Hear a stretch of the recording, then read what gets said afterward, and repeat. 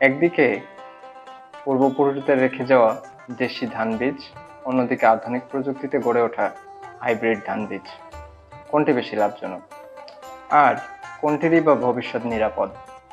দেশি ধান বীজে প্রতি বিঘাতে ফলন 10 থেকে 18 মণ হলেও হাইব্রিডে তার দ্বিগুণ।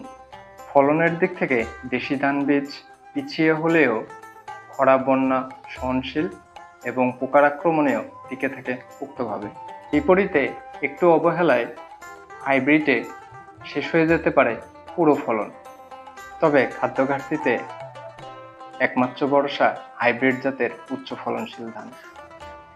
দেশি ধানে সময় প্রয়োজন বেশ, তবে হাইব্রিড ধানে জমি হয় ত্রিফসলি, অর্থাৎ কৃষক একটি জমিতে 3বার ফসল ফলাতে পারে।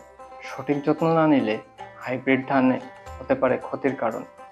তবে নিয়মিত সার, গুণগত মানের বীজ নির্বাচনে এই ধান খাদ্য নিরাপত্তায় ঢাল হিসেবে কাজ করতে পারে। বিশ্বে ধান উৎপাদনে বাংলাদেশ তৃতীয়।